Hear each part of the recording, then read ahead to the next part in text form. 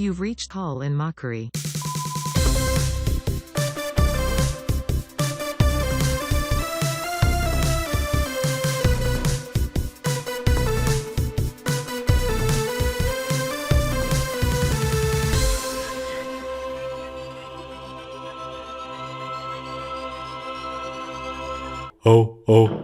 Oh, hey there, all our fans. Ow! Hey everyone, this is Colin Mockery. Hey. You call, we mock. Ja. We've got a new number. We got a new number. I got a new number. It's 1-800. No, 319. 319. GAD or had. We're still wondering. Whip this. one. So that's 319 GAD or HAD WIP 1. If you're one of these millennial, what are we? We're Gen Z. We're only 19. So Gen. What is the new one? Right? Exactly. Yeah. It's hard to say, but they're getting back into 90s culture. They've got the big skate shoes. They've got sort of the giant pants. They've got the giant pants. Girls wear giant pants. Guys wear giant pants. Mm-hmm. No one's wearing a skinny or a tight-fitting pant anymore. We're all wearing giant, light wash. Mm-hmm. It came just in time, if you ask me, because I put on a couple LBs, if you know what I'm talking about. You know, it's for the best because as a 19-year-old, mm-hmm. I am starting to get in that age where you shouldn't be wearing pants that tight. Yeah. They say it's bad for your... If I ever want to... If you ever want... Well, as you keep saying, if you ever want to be part of a... And I'm sorry, this is his words. If you ever wanted to take part in a Punani Tsunami... I never said that. I have never said that. Yeah, on pod. So if you want to take part in that, you want to be able to, you don't want to be taking too many hot tub things. What do you call that? What do you call doing a hot tub? It's not called a hot tub bath. No. You say, I was in the hot tub. Yeah. I was in a hot tub. I was in a hot tub. So that's why it's small? It doesn't really check out there, boys. So if you want to do that, you want to wear loose-fitting garb. Which is great. Now, yes, the ladies, they wear the light wash, the giant pants with their bottom shape, sort of like a bell. But not quite. It's not, but it is. It's like the dad jean. It's just wide. It's wide all the way bow down. To stern. Bow to stern, you're wide, which is fine. It's a trend right now, but it is 90s. And that would be a great interview, bow to stern. Yeah. Show, Bo. Yes, Howard. You're writing comedy songs. That's crazy. I'm not writing comedy songs. I didn't write this song, and the whole thing's been he wrote the whole thing. He did the whole thing. Or no, actually never mind. You should do stuff. We should do videos like that guy that does Goldblum and he does Stern, and now he's just with celebrities. He was at the White House Correspondents' Dinner. Just going like, so, John Lovitch, what are you doing here? Like, do people know who he is? And why? The Matt Friend guy? Yeah. Are we happy about it? Like, I never watch a full interview. No, I see that it's him and I go, this is going to be uncomfortable. Yeah, because Goldblum's on the red carpet and he comes up to him and says, oh, yes, nice to meet you. And he's going, oh, nice to meet you too. And then Jeff is like, you're very good. You're very good. I'm very good. You're very good. Hey, let's do some jazz. That's very nice. Oh, what a beautiful suit. So I'm just kind of staring at my phone, like. Well, anyway, we have to get to our sponsors. Yeah, but we'll cut all that. Yeah, we'll have to cut all that. Actually, this might bring it. If we're talking about out of touch comedians, and then we'll get to the show. I went and saw a stand-up show this past week. He didn't tell me about this. We talked for quite a while before. Well. Turns out old Joey and his family went to the old Goodbye Yeller Brick Road. Whoa. Lewis Black saying goodbye to the road. I got to get out of here. There he is. He's looking a little different than the picture on the back of that. But does he still do this? Yeah. And he goes, He does that, and he because someone talked, and he goes, "You don't think I was gonna have a punchline for that?" And we all go, "Ah!" But his opener is who I want to talk about. Oh. His whole set was... How was Lewis? Lewis, great. Going out on... I think he's going out. I mean, this is it, he said. His whole bit, which was kind of also the same as maybe last time I saw him, which was everything is so crazy now. Sure. I can't write... And he just read us like newspaper headlines, and it was hilarious. He's like, this is real. I can't write this. Yeah. That's why I'm done. Yeah. But his opener... had a lot of COVID stuff, and it was like 30 minutes. Wow. And he's like, but just with COVID, I mean, coming out of COVID now, it's all, he kept talking about it as if that's all he had was his COVID stuff. And we're all like, man, you're going on 2 years of fumes here. Like, we're out of it. And because he's like, was COVID strict here? The lockdown, COVID was strict here. And we're like, everyone's like, no, I can't barely remember. It wasn't. It wasn't. And he's like, yeah, it was pretty rough in LA. And we're like, we know, we heard. Yeah. But it's like, for there's a month. been years of comedians doing their COVID stuff now. Yeah. So that was a little unfortunate. That is speaking about comedians needing to update their stuff, you know? That's too rough. So you think Lewis Black is done, or he's doing the Nanette thing? He's 75. I mean, he seemed to be like... Seinfeld says you can do it until you die. Here's how they did the show, though. So there's the opener. He does about 30 minutes. He was a guy, I cannot remember his name for the life of me.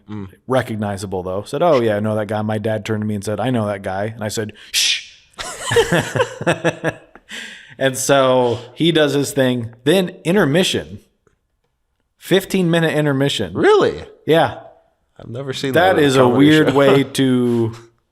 And it said online, it was like the show will be about an hour and a half with an intermission in the middle. Or like with an intermission, I was like, intermission at a comedy show? Yeah. It's not a great way to... No, you build the momentum. You use that guy, right? He's the juicer, right? He's fluffing everyone. Yeah. You know? Maybe you get... Because a lot of times I do maybe a local guy and then the opener and then... But it's bing, bing, bing. So it's this guy does 30. Then someone comes out and says, hey... Lewis's dad passed away. Holy. So we're selling some stuff like this scarf that he made. So you go, okay. And so then 15-minute intermission. Then Lewis comes out, does an hour. He tears the house down. He tears I'll just say one of his jokes also halfway through his set, he goes, how come no one's ever asked Donald Trump, they just never said to him, no one's ever just gone up to him and said, they've just never asked, why is your face orange? It's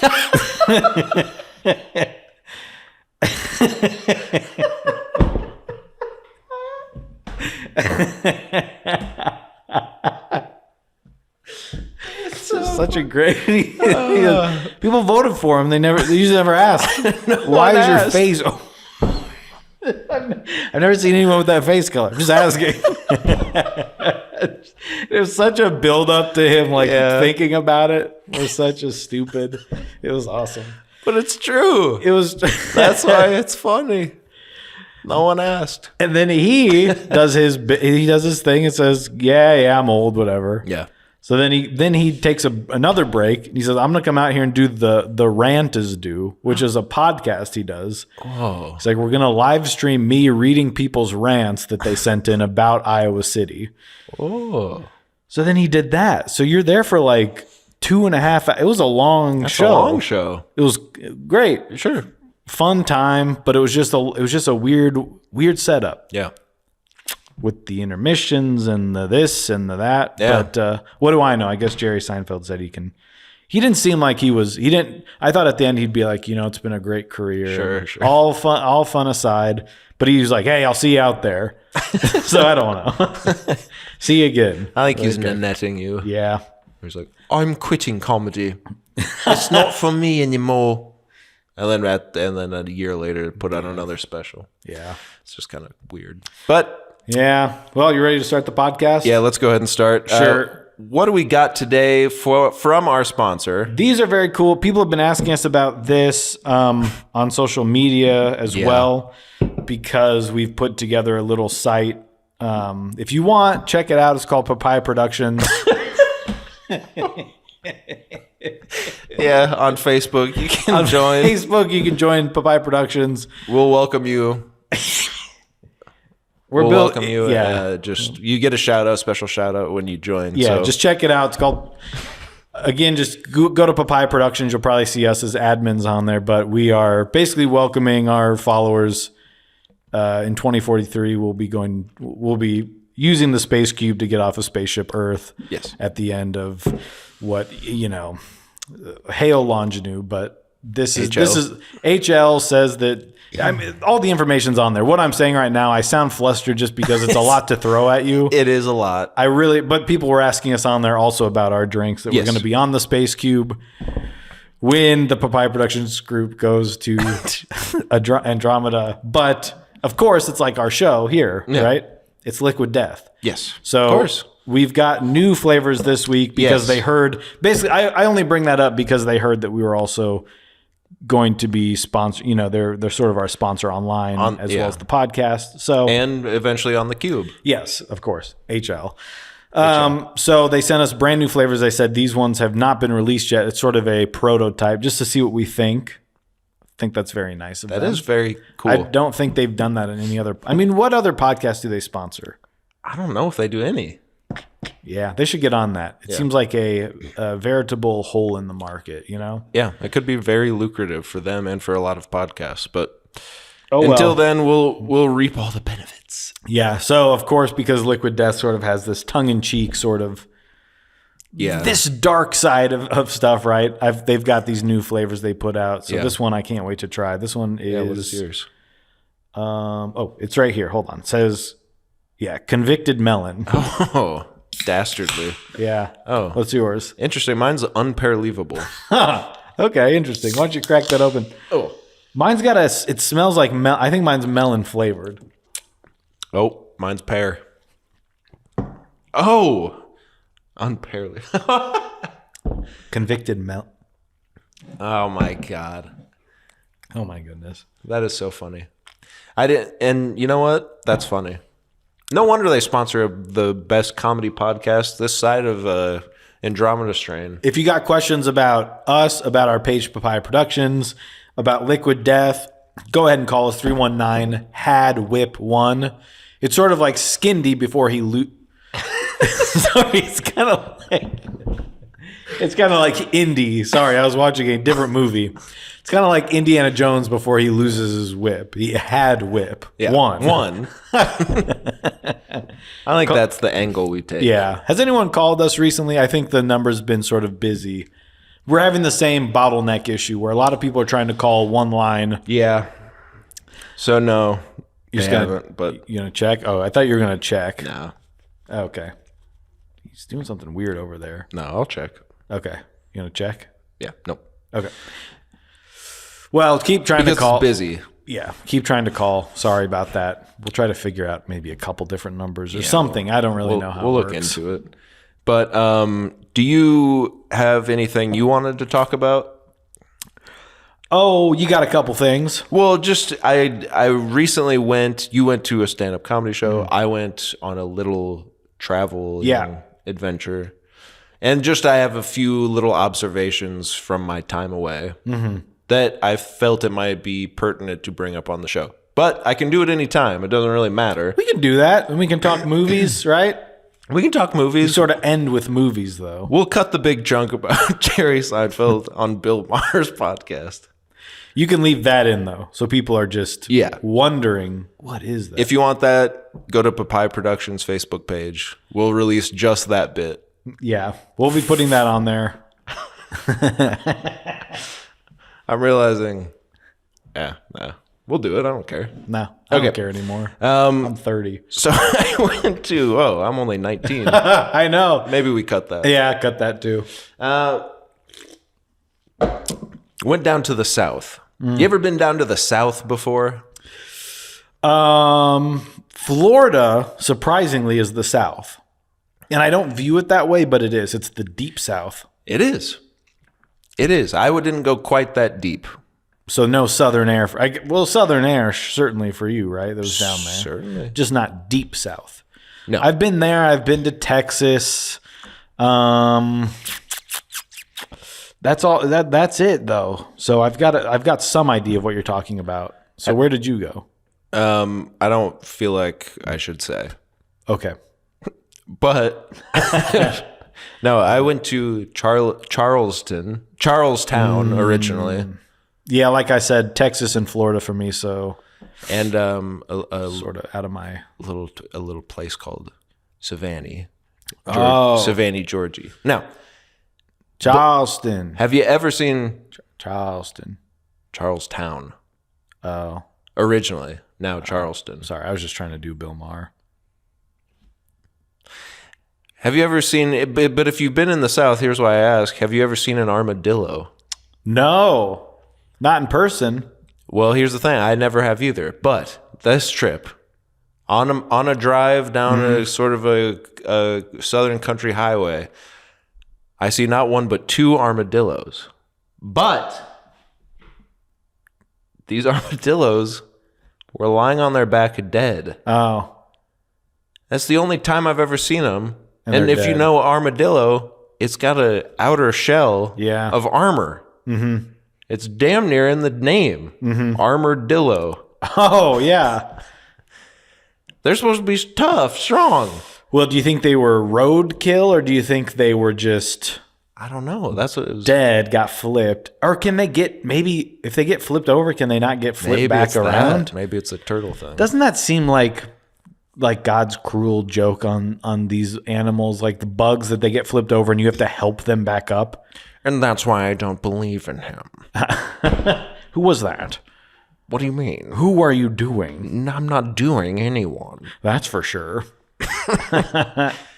I just found it interesting. The only time I've seen one of these armor-clad little weirdos, they're freaking dead. And I bet, because I thought, for some reason, I was thinking of armadillos. Maybe I was thinking of you on your travels and hoping you were safe or something. Sure. So I'm thinking about what could keep you safe. And I thought if I gave him a suit of armor, that would keep him safe on his travels. But it was too late. Yeah. So I was thinking of armadillos.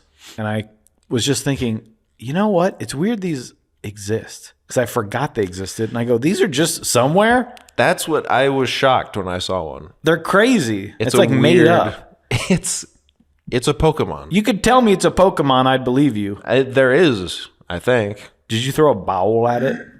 Yeah. Oh, is that why it died? Mm-hmm. Chucked a big red and white striped bowl at it. Threw a bowel at it, and then you try to take it to some gym. Some guy's like, ha, ha, ha, ha, ha. Your armadillo's dead. Luckily, I'm at the electricity gym, so all my electric, and there's a weakness to that. So the armadillos were not safe. No, they were harmed, but so too was my pride harmed on this trip. As I have to tell you a story, this I think you can relate to. A lot of times we talk about silly gaffes that maybe we have or other people have that haunt us. That haunt us. Yeah. That stay with us for a while. Now, this one happened early on, and it became the sort of running joke of the trip betwixt me and the woman with whom I live. And probably will for the rest of my life. And is that because to just not mention it would be almost worse? You say, I have to make a joke out of it. Yeah. Okay, I can't wait to hear what you did wrong. It's not necessarily that I did anything wrong, just something that seemed so crazy at the time. A blunder. A goof up. A social gaffe. Yes. So we are going into... That's me at a party. Oh, I gotta talk to the other people now. Who's that? Jim Gaffigan. He's No, being it's a social not. gaff. Oh, I'm sorry. I was just trying it out. Stupid of me. Yeah, pretty stupid. Who was that? No.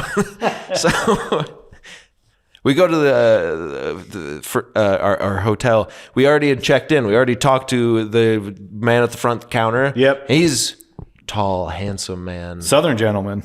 No, he's from somewhere else. He's like has a I'm not sure where, but it's a cool accent. He's like, I'm not even going to try to do it, but it's cool. It's foreign. Oh. And he's just chill. He's got total lax vibes. Now, the first time we go in, he's like talking us up. Hello. Yeah, Newt Gunray sort of situation. Yeah. So, very nice. We go to our room. I think it's the next day, frankly. Go to bed. He's back there. We're walking in from outside. He just kind of looks up at us. He's not doing anything. He's on his phone. Everyone's on their phone now. I hate to be this. I hate to be a You mean people Seinfeld that type. work places? Yeah. Yeah. Like, I get it, but you can't. That's just an old man's musings, but you're on your phone. Why are you always on your phone? Anyway, we walk in and I see him and he looks up at us. And in my head, I'm going to tell you what happened. And then I'm going to run through the scenarios in my head for how I got there, I think. He looks up at us, woman with whom I live in front of me. I'm behind. I look at him and I say, hey guys, hey.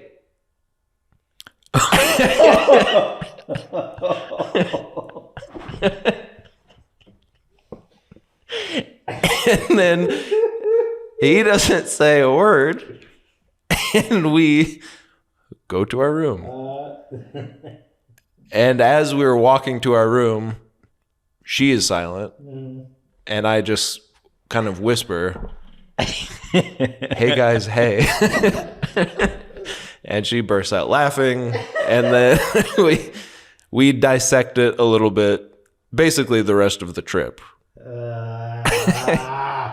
But from heretofore, we will always say, hey guys, hey, to make fun of me, and it is a funny little thing that happened. But what happened to you?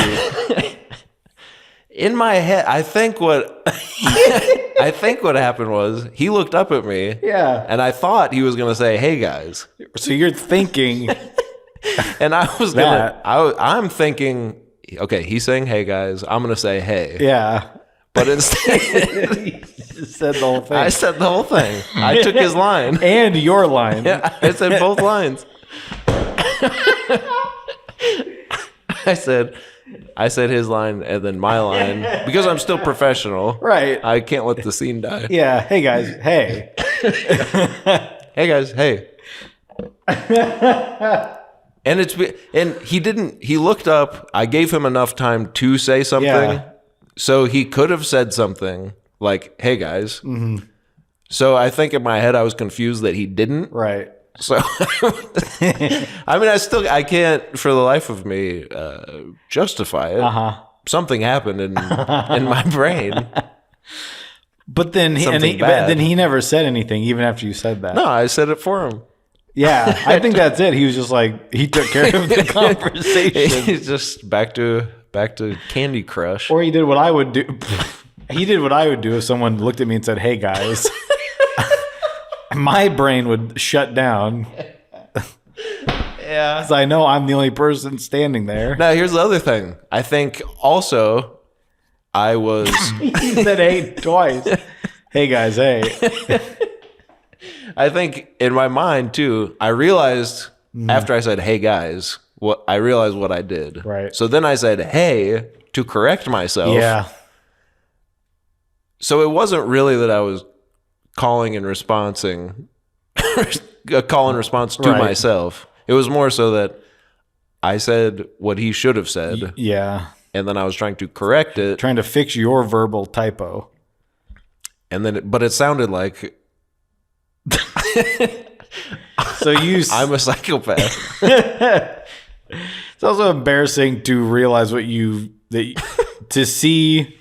He could probably see in your eyes that you knew you said something wrong. Yeah. And to see you try to fix it by just repeating it the right way. Hey guys. Hey. And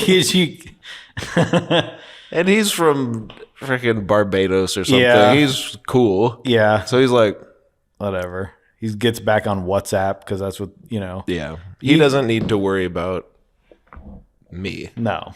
So. You know where your room is. Yeah. Hey guys, hey. Yeah. That is embarrassing. I've certainly done something like that before, and it's I've blocked it from my mind. Yeah. Because I cannot think about that. Well, and then so then the other layer of it is I know that the woman with whom I live is thinking something about what just happened. But she's not saying anything either. So I'm like, where did all the conversation go? This man doesn't talk to me. The woman with whom I live doesn't talk to me. Well, she might be scared there's something wrong. I mean, it's such a confusing thing to walk in and say to. That's why. So I cut that tension immediately. Yeah. I say it to her. Hey, guys. Hey. Just to let her know I'm an idiot. We can laugh about this. Hey, and now, guys, a kind listener, I tell you about this so you don't ever have to feel alone when you make a verbal faux pas. Yes, just know that you're not the only one to have done such a thing, right? Absolutely. And maybe you can sleep a little easier at night. I hope so. To all our listeners out there, we say, hey, guys, hey. That's our new... If you see us on the street, throw us a little HGH and we will... we probably won't answer, mainly because that's part of the bit. It's part of the bit. And also, I have nothing to say to you. No. There's nothing. We will look through you as if you don't exist, which is what happened to me. Mm-hmm. And know that it's because we're playing along. Yes. Not because that's how we interact in social situations. No, we're actually quite nice. No. Yeah, the thing that Landon did was a one-time foul up. It was a moment. Sports blooper. It was, yeah. It was the not top 10. Yeah. So, yeah, sorry that happened. Yeah. And I'm sure there's a few more things I could get into, but... Did you ever talk to that guy again? No. Was he there, or was it just sort of He was like, there. He just never... We're not gonna... He never said a word to me after that. Yeah, that's... But I don't know if it was because of that. Because prior to that, he was very nice and helped us in, and then didn't... Right directly before that, he didn't say a word to us when he should have. Mm-hmm. What the words he should have said were, hey, guys. Right. And then I could have said, hey. That does remind me, and I don't remember if I told this on the podcast before. It was an interaction I had with a hotelier recently. Where it was a man and his young assistant. I'm not sure if they were family or what, if they're sort of running this. I'm not sure what the deal was with this hotel. It was a chain hotel, but it seemed like his child was working there with him. Family franchised? I guess. I don't know. All these hotels, it's like they had, Silver Springs by Marriott. Yeah. And it's like, So we go in, we get our hotel room. And do stop me if I've told this before. But he goes, he's chatting us up, kind of being a cool guy, whatever. And then he hands me my room key and he goes, I call this the happy room. And I was like, what? And I take the key and it says room 420. So I go, be nice. I go, that's, yeah. And he goes, you get it? And I was like, I got it. So then the one with which I live goes, what? What happened? And I was like, the room number is 420. And so he said, it's the happy room. She goes, oh, okay. So now, but because I've laughed at him, we're on good terms. So he's like, the happy room guy. Yeah. So then later that evening, we come back to our hotel and the hotel room smells bad. And so I am voted the person that has to go do something about it. So he's like, hey. And I go, hey, sorry, the room you gave us smells bad. And so all of a sudden he's like, oh, I'm very sorry about that, sir. I will give you, we'll get you into another room. And it was just sort of we were cool with each other. Yeah. And then I had to be like, actually, the room you gave us smells bad. Yeah. And so then he gave us the room directly next to it, which smelled fine. So there was something wrong. There was something going on. It was just sort of embarrassing because I was like, I don't really want to go tell him because we kind of have a rapport. It's kind of funny, yeah. Like we have a funny thing going on, and if I turn it serious, it's going to be weird. Yeah. And it was. Then he's embarrassed because his hotel room stinks like shit. We're not sure what's going on in there. And then he just says, I'll give you another room. And I was like, do you want the room key back? And he goes, no, just keep it. So we had 2 rooms for the night. I should have invited you out. Yeah, what the hell? Would have gave you a stinky room, but. And also it was one of the rooms where the door, I believe, was connecting the 2. Conjoining rooms. Yeah, so I was like, so why doesn't this one smell? But then we should have popped it open and just had 2 huge, because they each had a couch in them. You could jump on each bed, run between them. You got a 600 square foot playground in there. So one of you could watch Mari. The other one could watch O. Let's go. Yeah, Mario. Yeah. Mario Lopez. Oh, now that's a good-looking guy. That's someone you could say is aging like a fine wine. You could, yeah. Well, do you have any other things on your list there? I'll say I can save a couple because I want to hear about what movies you've been watching. Well, first of all, let me put my because of the week that it is. Let me put my Star Wars Episode 1 hat on, if you will. Yeah. Oh.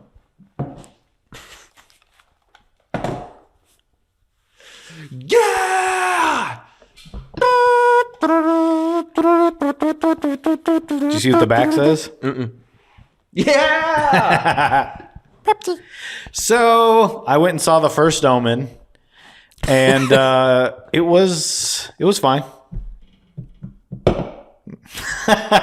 It's not the best horror movie you never saw? No, I'm sorry to say it's not. It's pretty got them some scary scenes. The problem with it is this. Everything's leading to it's the prequel problem, which we'll get to. But it's the prequel problem of I saw the Omen, kind of whatever. And in its time, I'm sure it's very scary that someone has a 666 on them or whatever. It's the scariest thing someone could think of, a birthmark. But this movie is like doing interesting. It has some interesting ideas, but it all has to fit into the mold of leading to the beginning of the Omen.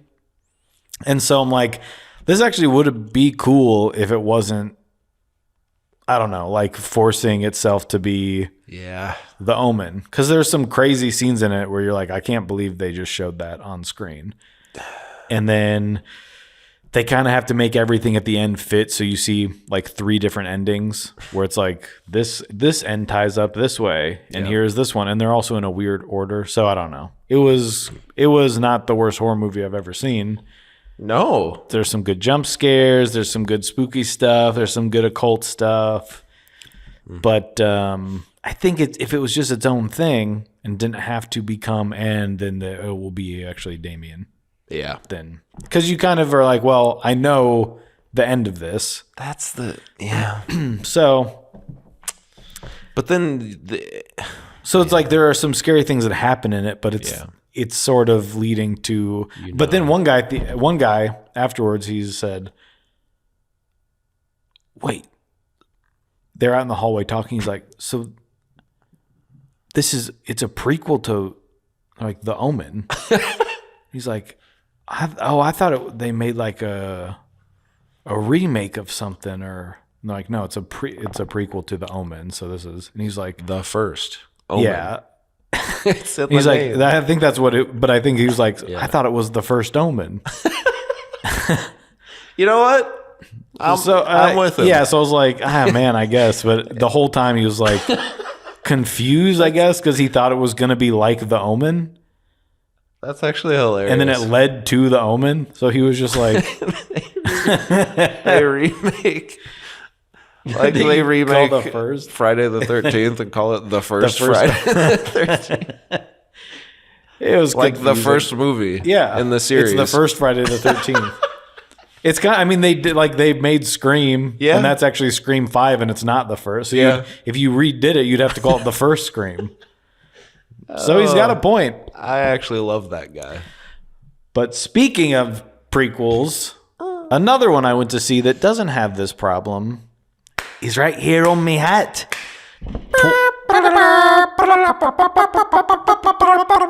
That should be a Maestro. They should make that Maestro movie 6 minutes of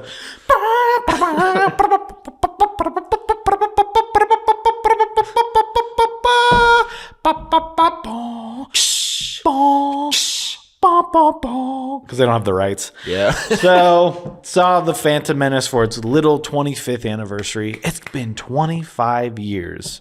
That seems insane. Crazy how old we are. Annie, storm's coming. Storm's coming, Annie. Better get inside. Is that a cameo? She says it like I'm happy to be here. Storm's coming, Annie. So No, but it is something I quote every time a storm is coming. Annie. Well, it doesn't matter. So yeah, it was good. It was awesome. I don't really remember. I mean, I'm racking my brain for the first time I saw this one in theaters. I remember the specifics of seeing Revenge of the Sith in theaters. Yeah. I remember skipping school. Yep. I remember getting there late, so my brother and I had bad seats. But I'm like, when exactly did I see this one in theaters, the first one? Do you have specifics about yours? I believe I saw it opening day. I think I'm just too young at that, because we had the merch at our house. I know. That's you why I had a believe special I've got Connect. a jar, and I still have them. I've got Anakin Skywalker promo shots. I had a bunch of lightsabers when they were coming out, the double blade, the green, the blue. I have a Jar Jar Binks life-size stand-up. I've got a Darth Maul life-size cutout. I have all the stuff, so I'm like, we must have gone to the theater, because I remember seeing the movie. I just, at that time in my life, by the time the third one comes out, Yeah. I'm old enough to, my brain is formed. That's the sweet spot.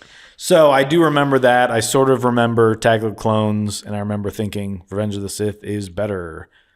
So having that as my memory of it, getting to see it on the biggest screen I could find was just awesome. There's literally nothing bad I could, because, and you're also seeing it. It wasn't that crowded because I went on the 5th I went early in the morning on the 5th, but everyone there is like, it's not the group of people that said they hated it. Right. It's the people that lovers. want to see it again. Yeah. So you're in there watching just an awesome movie, and it's just part of the story now. I got it. Some of the CGI is a little, seeing it that big, you're like, Jar Jar Binks is not quite walking on the sand. But Yeah. it's just fun, and the pod race scene is awesome. Yeah. With the sound, each of the pod race, have as distinct they each have sound sounds. design. Yeah. You don't even have to. You just hear Sebulba, and then it's like, because they've all been made in their little huts. It's a great. It's so good. It's awesome. So I was very, very excited to see that in theaters. Gotta go see it. Get some popcorn. Yeah. Darth Maul is awesome. Just in the movie too short. It's the sort of, Literally, he's kind of a short guy. he's a little short guy, and they use his real voice in this one, so he's like, I can't wait to go get them. But it was awesome. He's just not in it. That was my, Yeah. I remember the first time I saw it, because I was like, I can't wait to see this little mofo on my screen. But it's is it the Boba Fett thing too, where it's like they had the toys, and they're like, this mofo is gonna be in the movie. Well, You're like, he looks cool. Then you see, it's the toy, and I think the trailer, if I remember right, they show when then he opens up his second blade. yeah, and because you're the just first like, one comes out, and then there's a beat. Yeah. And George probably wrote in there, beat. Yeah. Second blade comes out. And you just your 6-year-old mind or whatever just can't even comprehend, because at that point, at least for me, I saw that and was like, what is this? I need to see this. And then my parents showed me the originals, and I liked them, but I was like, but that. Yeah. And then we went to it, and it's 30 minutes of fighting at the end, and you're just like, and it keeps getting better. They jump on the little platforms, and then, oh God, Yeah, because Kenobi falls, and he's down so far, and then he's just like, and jumps like, yeah, what can I mean? It is great, just because I'm like, the first ones, we don't have time to get into these Star Wars. No. And in fact, if you'd like us to, we've got something for you.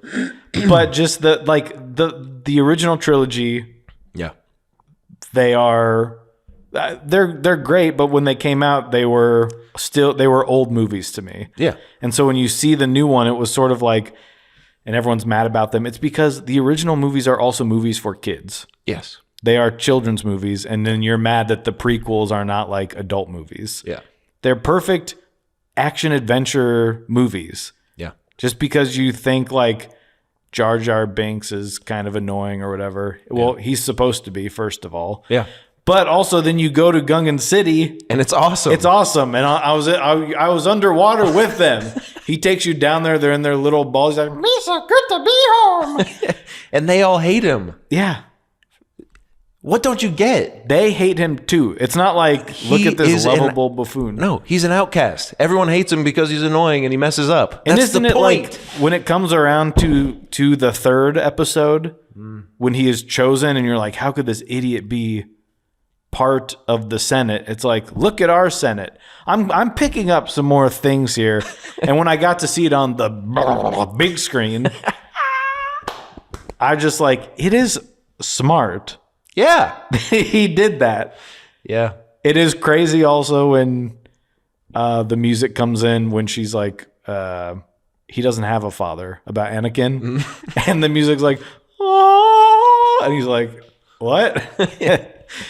Because I kind of forgot that a little bit. I haven't seen it for several years, and he's like, he doesn't have a father. I can't explain it. And I was like, oh yeah, He's Jeebus. he's Jeebus.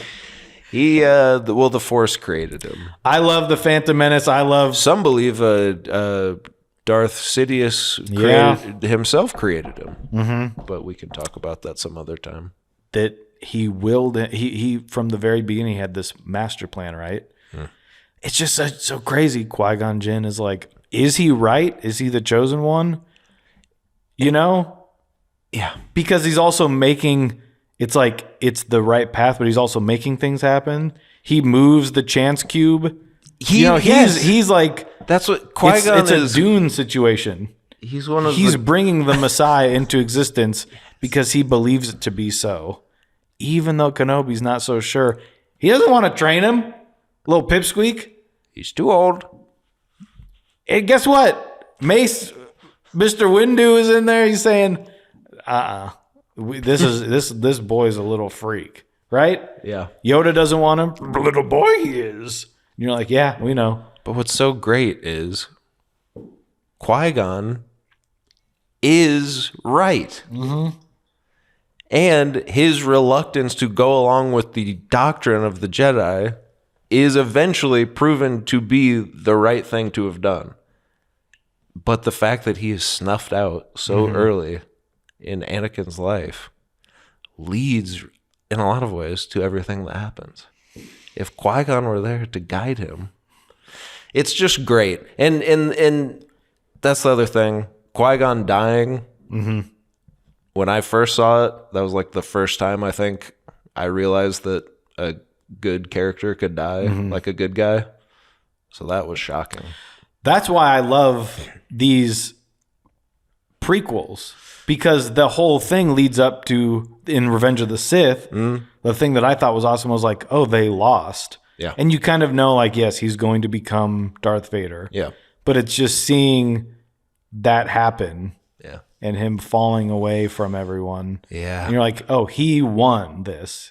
Even though we know eventually there will be some balance brought to the Force, right? We hope. It's just awesome to see. It is a very dark beginning with the Emperor sort of playing both sides, and you're just like, because he's like, I'll make it legal. And you're just like, yeah, you will, because you're the guy. Yeah. And then he's like, oh, they voted me to, and you're just like, you little, because people make fun of like the trade route thing, but the whole time they're also saying, this is weird for a trade route dispute. Yeah. Like these negotiations should have gone quick, or they should be over by now. Yeah. And the viceroy's doing, he's like, it's illegal what we're doing, by the way. And he's like, this is weird that they're doing all this. It's because it's a cut. Yeah, whatever. I actually started watching. I watched like half of it again today. And I was I had to get ready to leave my house again. I was in the other room and I heard the pod race scene. Yeah. And I knew, I was like, Sebulba's right behind him. When Sebulba's big engines come up right behind little Annie. People are like, this scene's too long. I'm like, no, it's not. If you see Longer. the way I saw it, bowl full of popcorn.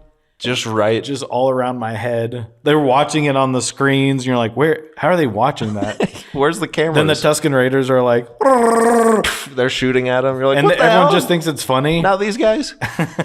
There's some Tusken Raiders camped out on the freeway. Greg Proops is there. It's Oh just my awesome. God. Here's one last thing I'll say about Star Wars. And then I have one more thing. Oh. Then you're free to go. The other thing, when you look at the modern Disney stuff, and there's a lot of it I like, there's a lot of it I don't. But then just talking about it, I haven't seen it since we watched it for something. Oh, yeah. But I saw it as a kid a bunch of times. The prequels are Star Wars to me more so than the original trilogy. Yeah. In a lot of ways. Obviously, they're better movies. The original trilogy are better just in as objective way as you can make your mind. They are better films. But the prequels are better.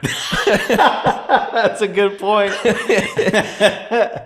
And then you watch the modern ones, you're like, you have nothing to say. Yeah. You're doing nothing with with this one. Sure, you start with Tatooine because you have to, because that's where Anakin's from. But Naboo, a beautiful, lush metropolis, Gungan City. Why haven't we gone underwater again? You're stupid. You're stupid. Star Wars, you're dumb. The fact that it doesn't even they left me wanting more from this one. Where I'm like, look at this. Look what's down here. And there's like there's goober fish everywhere. Goober fish. There's always a bigger fish. Even that, then Then the bigger fish gets eaten by a bigger fish every time With you think abs. there's some danger. the guy's built. But I think there's so much in what he's trying to say in the prequels. Yeah. Where I'm like, yes, it can be argued that he's not as adept a filmmaker as a director. Yeah. That, of course, you look at Empire Strikes Back and stuff as better films because they were directed by people that was their whole job. It wasn't a guy burnt out from writing an entire trilogy, having to direct all of it. And you see that in some of the direction, and it's like, yeah that was good enough. You asked her if she's an angel or whatever. Yeah. There's issues there, but to me, I'm just like, I'm looking at it as like it's a fun action adventure movie where people were going to it like this needs to be the greatest thing I've ever seen. But like you're saying, to me, it is that. Just the new poster that Matt Ferguson made. I'm like, I need, because that like the look of it. The look of the prequels is such a specific. It's just cool to go see like the droidicas rolling out. Yeah. And like all the little droids that they're so disposable, they just fall apart. And it's like, I love those. There's just a look to all of it. And as a kid, I remember thinking like, oh, I must have missed something when I saw that first one. So I was like, there's so much going on. Like they just killed Qui-Gon, but he's such a big part of the story. Yeah. I didn't really understand that that's it. You're just brought into this entire world and you're seeing all these new things. And it's like, no, we don't know who the Viceroy is. Yeah. Like he's just telling the story. And so that's all you get with these people. Well, and a lot of people credit Game of Thrones with, not to spoil anything, but Ned Stark. Yeah. Who is sort of the main character of the first season. And he does get killed. Oh, I was going to watch. But I think this really is the biggest form of that, where you're like, Liam Neeson obviously is the main character of this trilogy. Yeah. And it'll be crazy when he has to when Anakin has to kill him. Yeah. Or something. Even, I mean, I didn't think that as a kid, but just looking back of like, well, it's Liam Neeson. Yeah. Like, what would I have thought? Yeah. And as a kid, you're watching and you're like, well, he's the good guy. Yeah. We don't kill good guys. And I don't have in my head also that Obi-Wan Kenobi, I'm like, he's the younger that will grow up to be old Ben. Yeah. Who's watching him, but I don't have in my head like, well, of course he's got to survive. I just see him as his little sidekick. Yeah. And like, we know that he knows Anakin from the originals, but we don't know how necessarily, do we? Right. I mean, we know he was a master because Darth is like, now the master has become the master of the master. Like, what? Anyway, I just love Star Wars. Also, you got to check it out in theaters because this was shot. I believe they were starting to go over to digital at this point. Yeah, this So was all it was digital. shot on film. Some of it was shot on 35 millimeter film. You sure? I believe yes. Some of it was, which is why Okay. Attack of the Clones Is all digital. is all digital and does not look as good. Yes. Because it topped out at like 1080 or whatever. So this has shots that were in film Okay. and look, but I mean, it just looks great. Yeah. Up there. Yeah. I gotta go again before it's. I mean, what am I gonna do? Wait another 25 years? That's the thing. But You I gotta am. see it now. I'm excited because I know then that means Attack of the Clones, and we'll get Revenge of the Sith They're gonna have to, in right? theaters. It's just such a good like this is. But this is what you wrought upon yourself when you look back at these and you say, "Oh, he actually had a very clever plan here." And now look what you've given us. You've given us the Disney trilogy. It's just so. And then they also showed a trailer at the end for The Acolyte, a little clip, which is also funny that you watch that and you go, this looks like a movie. It's just a TV show. Yeah. Now everything looks like a movie. Yeah, but not everything has the import of a movie.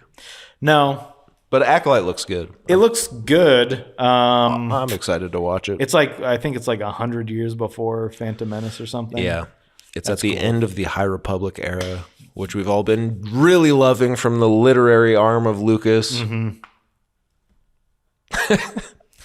Well, Yeah. I watched that movie Night Swim. Oh, yeah? Yep. It's not very good. You win some, you lose some. Night swimming. Deserves a quiet night. There was a lot of jump scares, a lot of hands grabbing people. What's the deal there? Whole lot of nothing. I mean, by the end of it, I was like, maybe it was good. Yeah. But while there's a certain aspect of the thing in the pool that when it came on screen, we laughed. We laughed. It looked crazy in a bad way to where we said, what? That's your, okay. So Check out The First Omen. I'll check that out. You don't even have to have seen the original. Sounds like it would be better if I hadn't. No, I mean, at the end, they do say, like, and he'll go to the White House, like I said in about Right. And you're just like, why? What the hell? Why are you talking about this? Yeah. It just check it out. Well, All right. I love Star Wars. We should do a Star Wars podcast. yeah, I think we could do that. I bet, like, by tomorrow, we could probably put out, like, 4 or 5 Star Wars episodes fully done. What do you think? Like, if we could probably just put them out, like they're already been, almost as if they've already been done. Okay. Let's try it. Yeah, we'll look into that. Okay. See ya. Bye, guys. Bye, guys. Bye. Bye.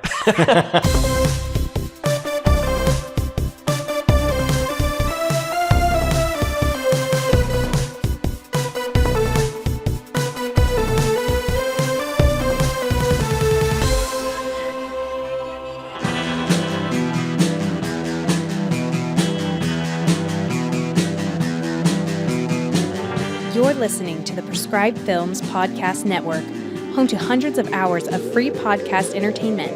The shows on this network all have a common goal, providing you with the best discussions about movies and other forms of entertainment media.